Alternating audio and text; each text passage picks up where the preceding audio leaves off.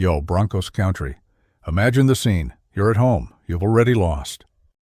Faith, your beer is warm, the couch is more comfortable than ever, and you're already changing the channel. The Broncos are getting hammered 26-8. There are 6 minutes left in the game, and you risk witnessing one of the biggest embarrassments in Mile High history. Then, out of nowhere, magic happens.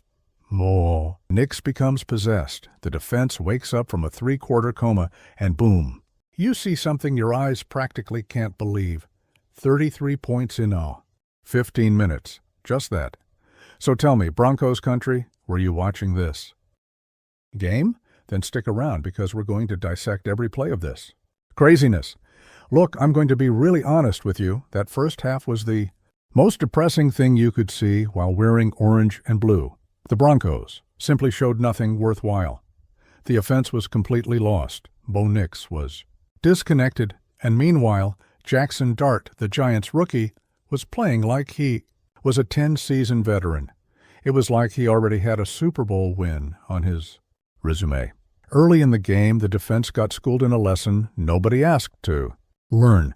Dart was abusing this Denver defense in a way that seemed way too easy, you know? Touchdown here, touchdown there, and when the third quarter ended, we had the Broncos at 0. That's right, 0 points in 45 minutes of football. It was like that moment where you want to turn off the TV, put a blanket over your head, and pretend nothing is happening. The Giants scored 19 points and were having the best moment of their season. Just to give you an idea of how ugly that situation was, the Broncos almost suffered a shutout at home. For the first time in 66 years of history, 66 years, people, Denver hadn't lost like that since 1959. The curse is back. Halftime came, everyone in Denver was down. The commentators were saying that thing like, well, at least we'll have next week to fix things, and fans were. Leaving the stadium early and at home in front of the TV, people must have been turning everything off and going to do something else. The defense wasn't defending. The offense wasn't attacking. It was like the Broncos were playing in whatever mode. Sean Payton must have walked into that locker room and said something really heavy because that wasn't acceptable. A team that was on a consecutive home winning streak simply couldn't reach that level of incompetence. And look, Jackson Dart was literally invincible in that first half. The Giants rookie had completed passes with ease, had read the Broncos' defense like he was reading a children's book, and every time he threw the ball in the air, it seemed like the touchdown was guaranteed. The Giants were in perfect rhythm. Denver's defense couldn't stop anyone. And when you think things are going to get better in the second half, they actually get even worse in the third quarter. The Giants scored 7 more points, reached 26, and the Broncos were still at 0. It's like a nightmare you're living while awake. The fans in Denver were begging for support, chanting to try to wake up the team, but nothing worked. The team was sleeping. The team was dead. Then came the fourth quarter, and this is where things get completely insane. Bo Nix must have come out of the locker room drinking straight espresso because this guy literally woke up from a coma. Did someone flip the switch? The kid was invincible, touched by the divine, hands scorched by the spirits. And I'm not joking. What he did in that last quarter had never been done in NFL history. No player in any quarter had scored 2 passing touchdowns and 2 rushing touchdowns. Not Tom Brady, not Patrick Mahomes, not anyone in the history of this sport.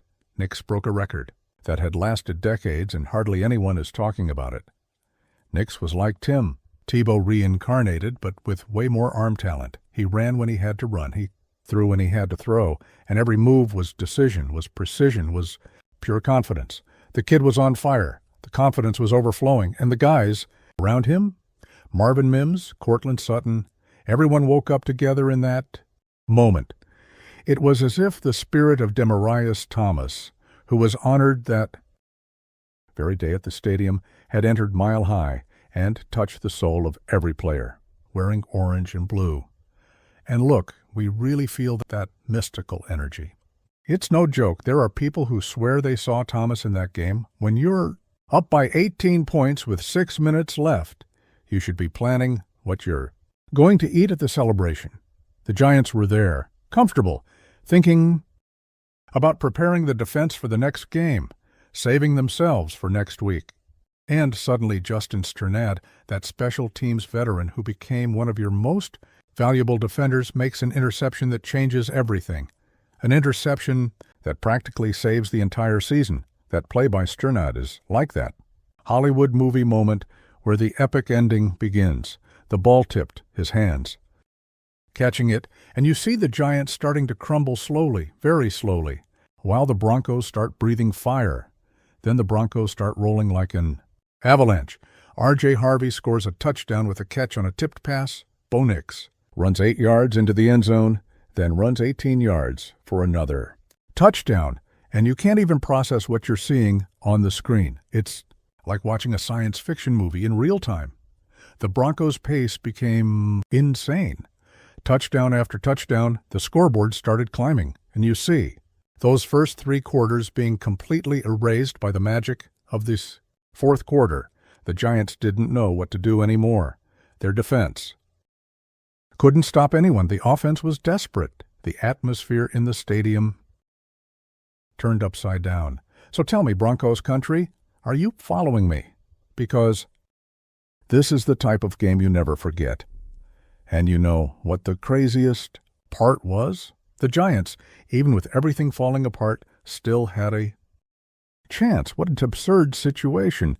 Jackson Dart makes a pass to the end zone. Desperately trying to save that game, the defense doesn't cover well. And there's a pass interference call so controversial that even Sean Payton ran onto the field to argue with the referee. And look, Payton got an unsportsmanlike conduct for that. But man, when you see something so ridiculous, how can you not want to scream? The coach was possessed. You could see the anger, see the frustration, see that man who doesn't accept defeat in any way. The guy took a fine for disagreeing, but it was worth it because that flag was way too questionable. Dart scores a touchdown with 37 seconds still on the clock. Giants 32, Broncos 30. Then you think, man, this is going bad. That incredible comeback isn't going to amount to anything. Your heart races. You're already nervous, prepared for disappointment. But then the Giants kicker McAtamney had already missed 2 extra points in that game. 2. If he had done his job, the Giants would be winning easily at that moment. But no, he misses again. It's like football saying, no, people, this victory is for Denver. Those 2 points lost by the Giants kicker, that changes everything, changes it completely. If he had made both, the Giants would have 34 points. Even if the Broncos had made their touchdown, it wouldn't have mattered. That's the difference between a team that manages to win and a team that lets victory slip through their hands. Then yes, Broncos Country, you feel it in your spine. Will Lutz is called to kick. 39 yards, time running out, and when that ball leaves his foot and floats in the air, you can feel destiny changing. Direction in slow motion.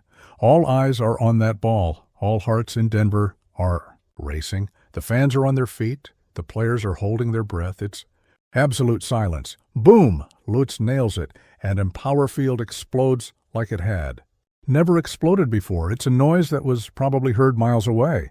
The Broncos win 33-32 with that kick. The Broncos are now on a 4-game winning streak, 8 straight wins at home, and more. They break a streak of 1,602 consecutive wins by teams that were up by 18 points with 6 minutes left. Adike Yosti, record that will probably never be broken again because you simply can't lose worse than the Giants did that day. This isn't just any comeback. This is the type of game you're going to tell your kids about, your grandkids, your friends. I saw Bo Nix do that. I saw that game live. I was there when the Broncos scored 33 points in 15 minutes. And look, not just any team can pull off one of these. Winning a game like that, with that kind of comeback against all odds, that's the kind of thing that separates a regular team from a team that's destined for something great. Those first 3 quarters were way too ugly. The penalties, the mistakes, the drops, way too horrible. But you know what separates a team that can do something special this year from a team that's just going to Stay there in mediocrity? It's exactly what the Broncos showed in that last quarter. It's knowing that no matter how deep you fall, there's always a way back. There's always a spark. There's always that fourth quarter that saves you. Who thinks the AFC West belongs to the Chiefs?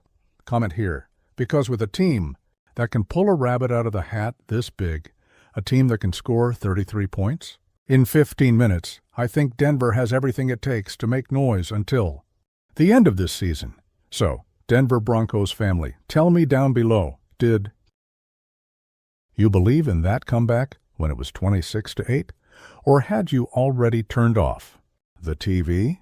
What was your favorite moment of that sensational chaos? Tell me everything here in the comments. Leave a like, share this video with all your friends who love Broncos Country, because this is the type of game you want everyone to know you watched. Comment here, join the conversation, and don't forget to turn on the notification bell for when we post the next video. See you on the next play. A huge hug to the entire Denver Broncos family, and may these next games be as intense as this one. Until then, everyone, go Broncos!